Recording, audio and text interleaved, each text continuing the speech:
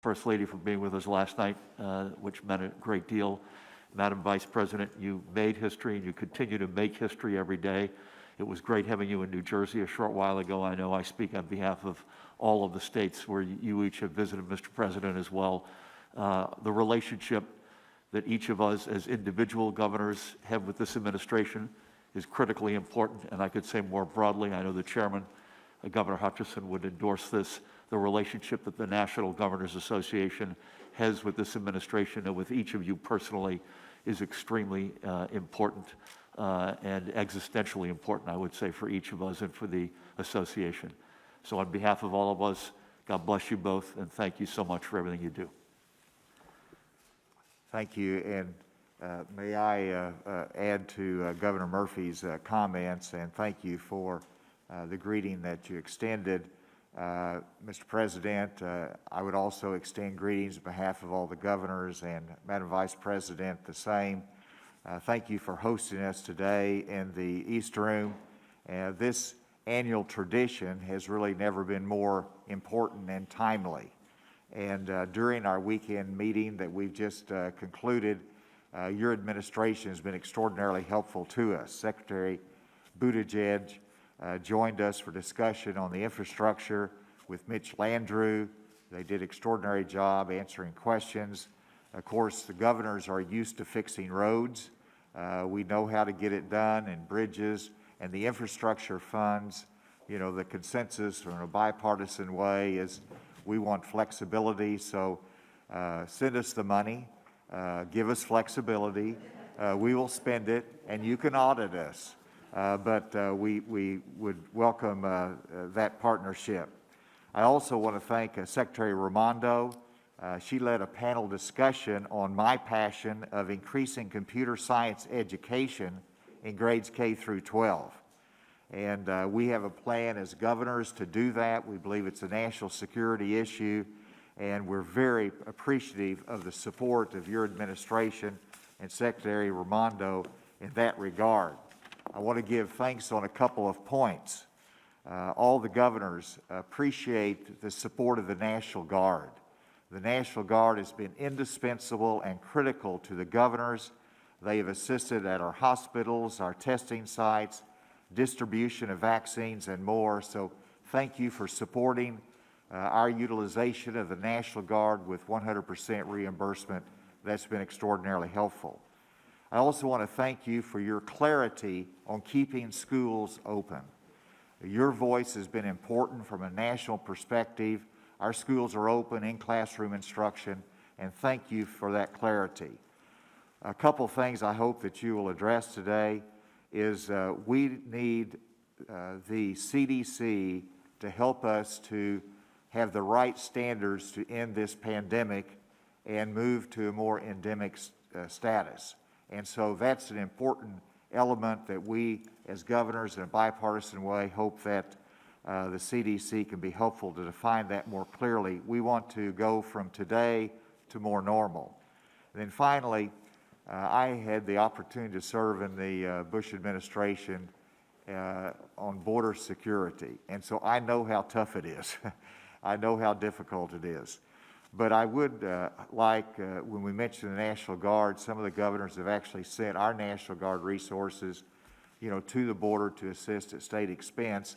So we'd welcome your comments as to how you're meeting this challenge and the plans for the future in that regard.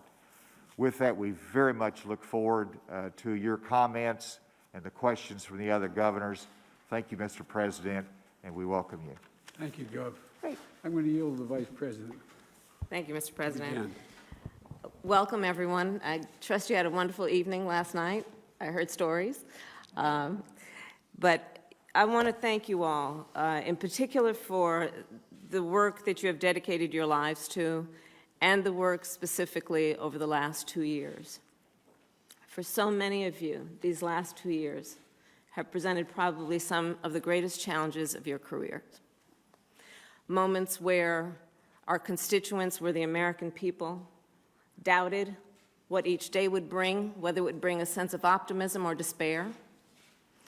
During these days, you have held the trust of the people you represent. You have worked in creative ways even when the resources were not there. You have inspired confidence in the people of your state to have some sense of optimism that things will get better.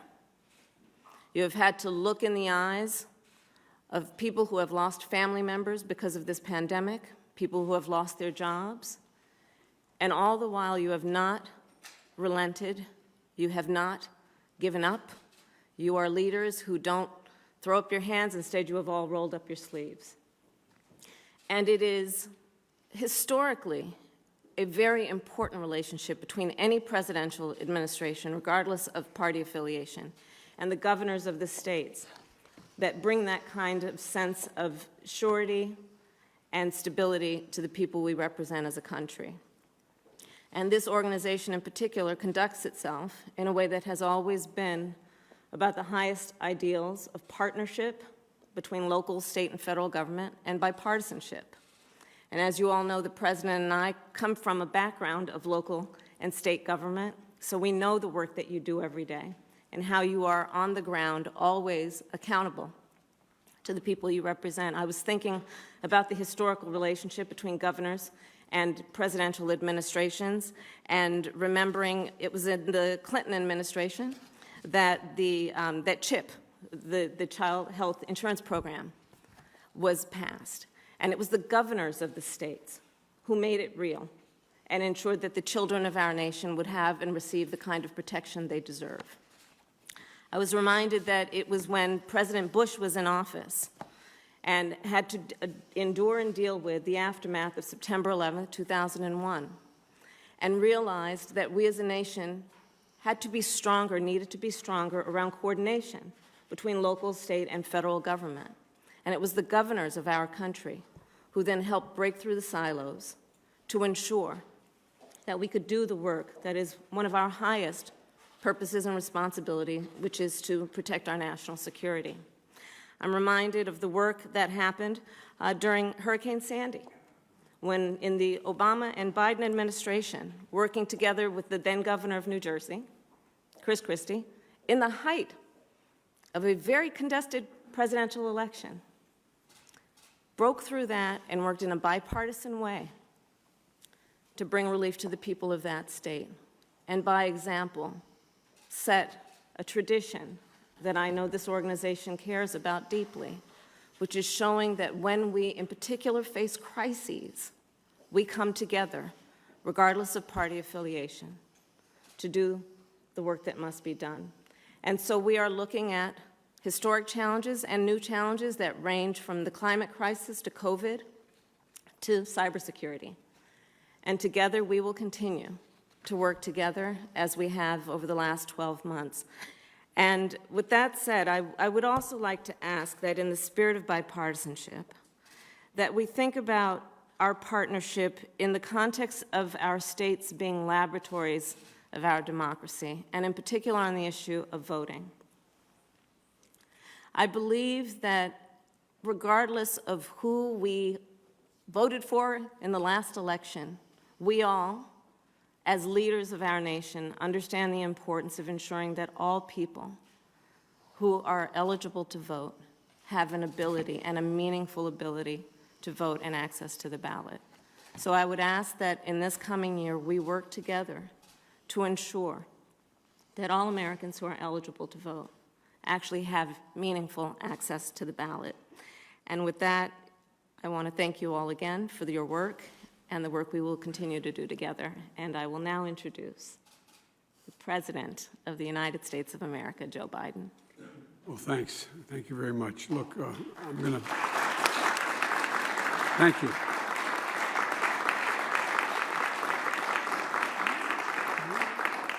Governors, it's a pleasure to have you all here. And I'm glad you're having an opportunity, and my cabinet and overall team is getting a chance to meet you all, know you personally, and engage with you on the great concern that you have. You know, I had a chance to hear from several leaders of my administration this morning, including former governors. If you notice, I hired a lot of governors and mayors because they know how to get things done. And you have two governors sitting to my left here who are taking on major responsibilities. I remember when we were out on the trail, Governor Vilsack telling me that the first industry in the world is going to have net zero emissions are going to be agriculture. And he was right. At the time, it was a fairly novel idea, but a lot of you picked it up and moved beyond. And I know that, look, the American Rescue Plan was a lot of money, and it was designed to make sure we could carry the nation forward in dealing with vaccines, boosters, creating jobs, and keeping schools open, and a number of other things. And Gov, you said, send you money. We have.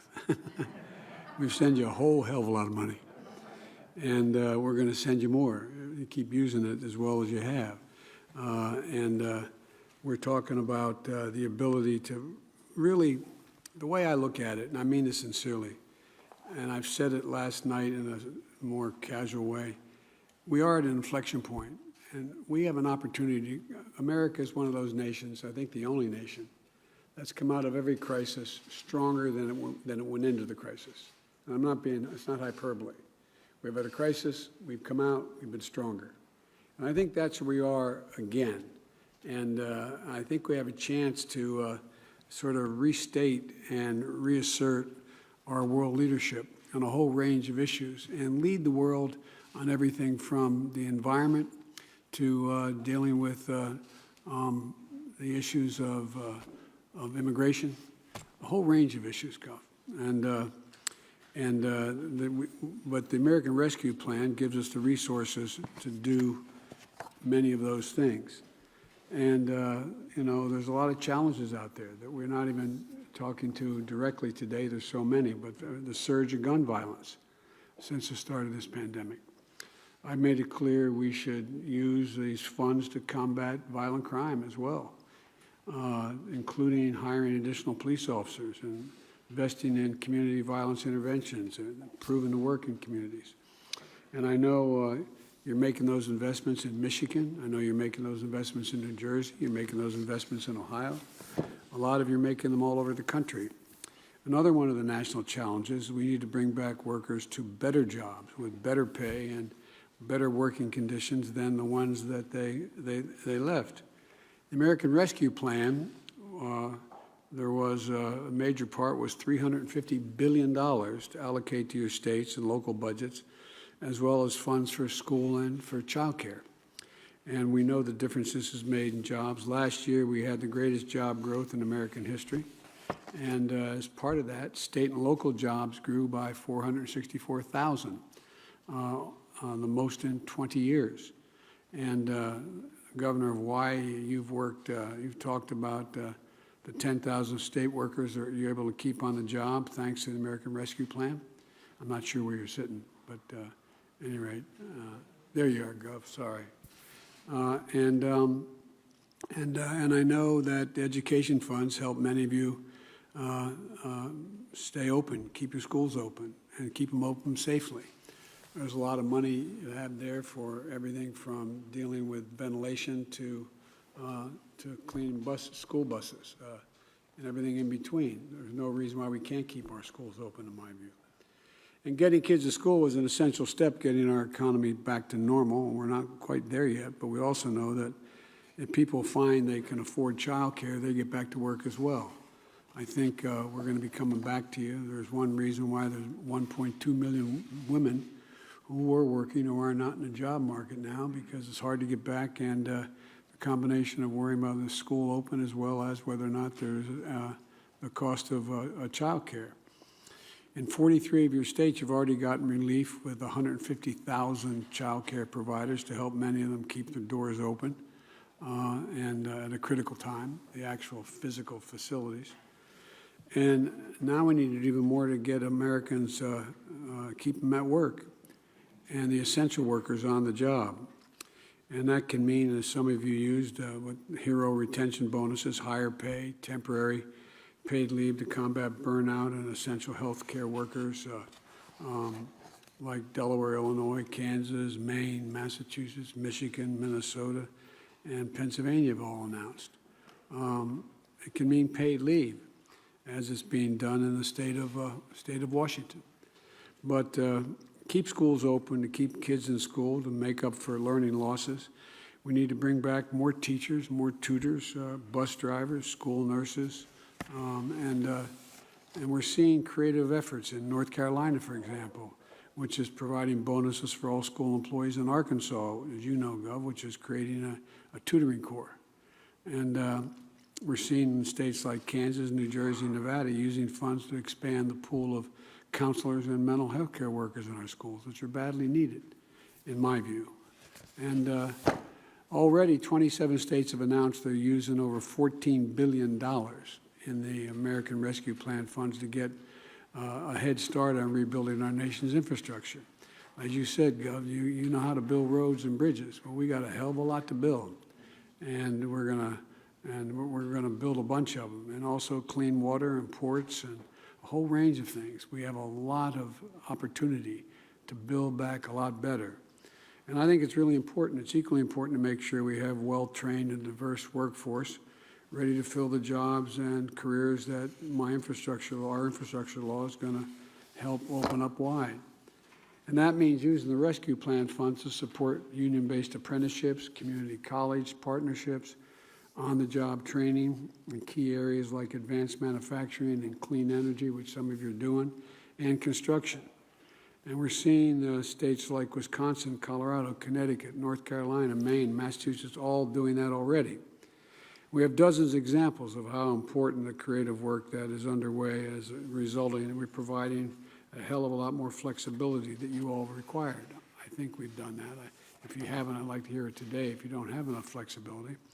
It's good work you're doing. It's a good start, and we need you to do even more to retain, train, and hire workers we need to serve our people and expand our economy. And so because of this is a chance for us to not only come together and get through this pandemic, it's a chance for us to come through it stronger and ready to build on our progress and deal more Americans in and win the competition of the future. We are doing better than any nation, any major nation in the world. We've got to keep that, we've got to pick it up. And I can think of no better group of people to pick it up with. It takes state leaders, federal business, labor. I've never seen as much cooperation that is across the board.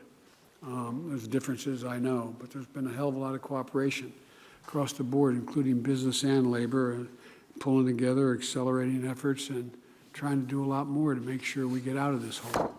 And so I want to thank you all for being here. And I know you spoke today with the CDC. You had not the CDC, but you had the head of my COVID team in here. We got a way to go on that, in my view, but we're moving. And I think it's all about making sure we have the same standards we're applying across the board. As you said, Gov, we're going to try like the devil to keep schools open, because we do know, study after study, as all of you know, and you've done, the great universities in your states have done them, is that, losing a semester can put a kid back a year and a half. And so there's a whole lot we can have to do, in my view, to focus. And I think that keeping schools open is a big part of that. And border security, Gov, we're working a lot with neighboring countries. A lot to do. There's a lot. I think one of the fundamental things we got to do, in addition to some of the changes we'll make, we don't get into today, but is that if we figure out why they're leaving in the first place, it's not like people sit around and say in Guadalajara, I got a great idea. Let's sell everything we have, give it to a coyote, take us across the border, leave us in a desert. When a country doesn't want us, we don't speak the language. Won't that be fun? There are gangs we're working on. There's a whole lot of illegal movement, but there's also a way to begin to deal with the reason they're leaving in the first place. And I'd love to talk with you personally about that a little bit, if I may. But having said that, why don't I stop and take any questions y'all may have? And they tell me I'm supposed to call on Governor Cox first. Great. I think we'll have. Supreme Court candidates. Thank you And guys. how long is your Thank short you guys. Let's go. Thank you guys. Thank you. Come on, let's go. Thank you. Thank you guys.